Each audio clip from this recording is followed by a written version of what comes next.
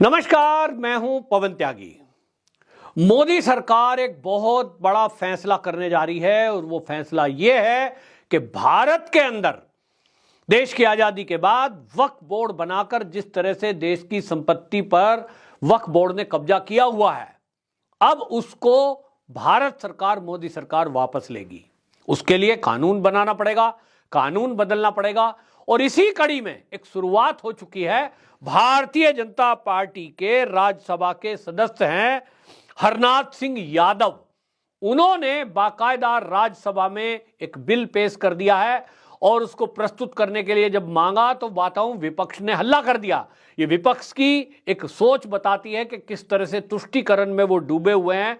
उनको हिंदुओं से कोई मतलब नहीं है, केवल मुस्लिम तुष्टीकरण करते हैं। लेकिन फिर वहां जो राज्यसभा के स्पीकर हैं हमारे धनखड़ साहब, उन्होंने उस पर मत विभाजन करा दिया कि देखिए स्वीकार होता है नहीं होता। वहां एक नियम है कि जो उपस्थित सदस्य हैं, अगर उसमें आधे से अधिक वो ये कहेंगे कि भाई हाँ ये प्रस्तुत होना चाहिए, तो फिर उसको मान्यता मिलती है। और ये हुआ, मत विभाजन हुआ, 53 मत उसके पक्ष में पड़े और उसके बाद वो बिल पेश हुआ। उस पर उन्होंने बात रखी हरनाथ सिंह यादव ने, और उन्होंने कहा कि देखिए वक्फ बोर्ड बनाया गया था, तो वक्फ बोर्ड बना करके जो ये देश का हमारे बंटवारा हुआ था 1947 में, धर्म के आधार पर 2 हिस्से इस देश के कर दिए गए। मुसलमानों ने पाकिस्तान मांगा कि हम तो हिंदुओं के साथ नहीं रह सकते, जो गाय के पूजने वाले हैं हम तो उनके साथ कतई नहीं रह सकते, क्योंकि हम तो गाय खाने वाले हैं। गाय खाने वालों के साथ गाय पूजने वाले नहीं रह सकते, हमें तो अलग जगह दे दो। और इसलिए एक बड़ा भूभाग इस भारत का पाकिस्तान के नाम पर मुसलमानों ने अलग ले लिया। इंटरचेंज होना शुरू हुआ कि भाई जो हिंदू रह रहे हैं पाकिस्तान में वो हिंदुस्तान में चले जाओ, और जो हिंदुस्तान में रह रहे हैं मुसलमान वो पाकिस्तान चले जाओ। लेकिन बड़ी चालाकी और होशियारी से बहुत सारे मुसलमान भारत में ही रह गए, ये कहते हुए साहब हम तो नहीं जा रहे हैं, हम तो रह लेंगे हिंदुओं के साथ। उन्होंने उस समय कहा हिंदू दयालु है। हिंदू ने कहा ठीक है भाई, जब आप रहने को तैयार हो गाय पूजने वालों के साथ, और आप वचन दे रहे हो कि हम भी गाय पूजने वालों के साथ गाय पूजेंगे या हम गाय काट कर नहीं खाएंगे, ठीक है रह लो। लेकिन एक बड़ी होशियारी से उस समय जो कांग्रेस की सरकार पहली बनी, जवाहरलाल नेहरू, वो मुस्लिम तुष्टीकरण के कारण किस तरह की दिमाग में साजिश उनके रही कि जो मुसलमान यहां अपनी जमीन जायदाद छोड़कर गए उसको कहा गया कि ये शत्रु संपत्ति है, ये तो उनकी है जो पाकिस्तान चले गए, तो इस पे हिंदू का कब्जा नहीं हो सकता। सरकार ने भी नहीं ली और क्या कर दिया, एक वक्फ बोर्ड बना दिया। और वक्फ बोर्ड बनाकर कह दिया कि वक्फ बोर्ड जो मुसलमानों के लिए काम करती है, ये अधिकार उनको दे देते हैं। ये सारी जमीन जो पाकिस्तान लोग चले गए, उनकी जमीनें, मकान, प्लॉट, प्रॉपर्टी जो भी है, ये वक्फ बोर्ड की हो जाएगी। वक्फ बोर्ड अपना दावा करेगा और वक्फ बोर्ड ही उसकी सब देखभाल करेगा। उसके बाद हुआ ये कि सरकारी संपत्तियों पर कब्जा शुरू हो गया। जो खाली जगह पड़ी है उस पर भी वक्फ बोर्ड ने दावा कर दिया, और कानून ऐसे बना दिए गए कांग्रेस के द्वारा कि वक्फ बोर्ड ही में दावा हो सकता है उस जमीन पर। वक्फ बोर्ड मान लीजिए किसी पर दावा कर दे ये खेत मेरा, तो जो खेत एक्चुअल जिसका है उसको पूरे प्रूफ लाने पड़ेंगे और सिद्ध करना पड़ेगा कि आप ही इसके मालिक हैं। दादा पीढ़ी दर पीढ़ी आपके पास रजिस्ट्री या कुछ पेपर नहीं है, तो वक्फ बोर्ड में सुनवाई होगी और वहां जो कैंडिडेट होते हैं वो मुसलमान होंगे, जज भी मुसलमान होंगे, फैसला करेंगे और उन्होंने कह दिया संपत्ति आपकी नहीं है तो खाली करो। इस तरह की ताकत उनको कानूनी दे दी गई। और इसके कारण से आज आप देखिए कि राम जन्मभूमि जहां है उस पर भी वक्फ बोर्ड अपनी जता रहा था कि यहां साहब ये तो हमारी है। काशी में भी यही झगड़ा, मथुरा में भी यही झगड़ा। और इस झगड़े को खत्म करने का एक ही तरीका है कि वक्फ बोर्ड को खत्म किया जाए, क्योंकि जो लोग पाकिस्तान चले गए उनकी जो प्रॉपर्टी यहां रह गई तो भाई वो सरकार की होनी चाहिए। लेकिन पहले की सरकारों को तुष्टीकरण करना था, मुस्लिम वोट चाहिए थी, मुसलमानों को खुश करना था। हिंदू को तो मूर्ख समझा गया, हिंदू मूर्ख है भी कि वो उसी कांग्रेस को वोट देता रहा जिसने उसकी जड़ें काटी हैं। आज तक समझ नहीं पाया। समझिए कि एक मुस्लिम से विवाह करती है इंदिरा गांधी, फिरोज खान उसका नाम है, तो जब उसकी औलादे पैदा हुई तो वो पंडित कैसे हो गई? कितनी बड़ी साजिश है। जितनी शादियां आप अपने आसपास देखते हैं, जिस भी धर्म किसी भी जात के व्यक्ति से अगर शादी हो गई तो जो औलादें हैं वो पिता के नाम पर चलती हैं। हमारे देश में यही कानून है। उस कानून के अनुसार जो राजीव गांधी हुआ, जो संजय गांधी हुए, वो कौन होने चाहिए? उनके नाम के बाद होना चाहिए था खान। राजीव खान, राजीव ही नाम रखते तो संजय खान, लेकिन ऐसा नहीं हुआ, नाम दे दिया गया गांधी, क्योंकि इंदिरा गांधी का नाम लिया गया। ये भारत का पहला उदाहरण है कि मां का नाम बच्चों के आगे लगा दिया गया सरनेम। होता नहीं था उस समय। इंदिरा गांधी का भी गांधी नाम नहीं था एक्चुअल। अब उस मुद्दे पर हम नहीं जा रहे, लेकिन कुल मिलाकर मैं ये बताना चाह रहा हूं कि कांग्रेस ने किस तरह से तुष्टीकरण किया, और आज की डेट में आपको बताऊंगा तो आप चौंक जाएंगे। वक्फ बोर्ड के पास रेलवे और सेना के बाद सबसे ज्यादा संपत्ति अगर किसी के पास देश के अंदर है तो वो वक्फ बोर्ड के पास है। 8,54,509 संपत्तियां वक्फ बोर्ड के पास है। देश की आजादी के बाद से अब तक अवैध कब्जा और ये सब चीजें चलती रही है। 8 लाख एकड़ से भी ज्यादा भूमि वक्फ बोर्ड के पास है, जो ये सरकार के पास होनी चाहिए थी। और हालत यह है कि कई एयरपोर्ट पे वक्फ बोर्ड का दावा है, कई मंदिरों पर वक्फ बोर्ड का दावा है कि साहब ये मंदिर तो वक्फ बोर्ड की जमीन में है।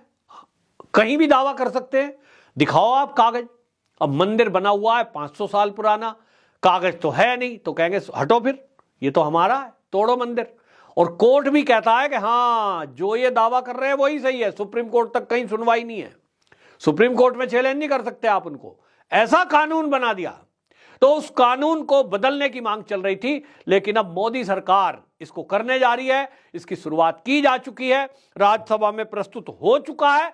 अब इसके बाद ये इस पर डिबेट होगी, फिर ये लोकसभा में जाएगा। हालांकि प्रोसेस लंबा है कि फिर इसके लिए कानून भी बनाया जाएगा। और जैसा आप जानते हैं कि जो समाज, जो वर्ग यहां 3 देश के लोगों को भारत की नागरिकता देने के विरोध में सड़कों पर उतर जाता है, CAA के विरोध के नाम पर, एक राम मंदिर जो हम सबकी आस्था का केंद्र है उसको नहीं देता है, और बाबर को अपना हितैषी बताकर, अपना पूर्वज बताकर यह कहता है कि बाबरी मस्जिद ही हमें चाहिए, जो कृष्ण जन्मभूमि का एक छोटा सा हिस्सा नहीं छोड़ रहा है, जो श्रृंगार गौरी मंदिर में अपना मस्जिद का दावा कर रहे हैं, वो कैसे 8 लाख एकड़ जमीन छोड़ सकते हैं?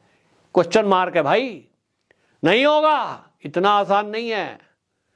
ये सड़कों पे आएंगे, ये हंगामा करेंगे, ये दंगा फसाद करेंगे, लेकिन इतना तो तय है कि जब ये कानून आएगा, कानून बनेगा, आज नहीं तो कल, योगी जैसा शासक जब पूरे राज्यों में होंगे तो निश्चित जानिए कि ये जरूर हो जाएगा।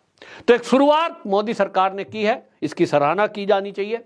लेकिन खलबली मची है पूरे विपक्ष में, और विपक्ष जैसे कि पहले से आदत है, उसको तो हिंदुओं की चिंता है नहीं। वो कहते हैं हिंदू तो मूर्ख है, ये तो जाति के नाम पे बटा है। मैं कुर्मी, मैं तेली, मैं नाई, मैं ब्राह्मण, मैं खड़ा हो जाऊंगा, कैंडिडेट देंगे, मैं तेरी जात का, तू मेरी जात का। अब जैसे लालू जी कहते हैं ना, MY फैक्टर, भाई जितना यादव है हमको वोट दो, क्योंकि मैं भी यादव हूं। और मुसलमान काहे दे? मुसलमान इसलिए दे कि बीजेपी आएगी तो तुमको खा जाएगी, मैं ही तुमको बचाऊंगा, मैं ही तुम्हारी तुष्टीकरण करूंगा।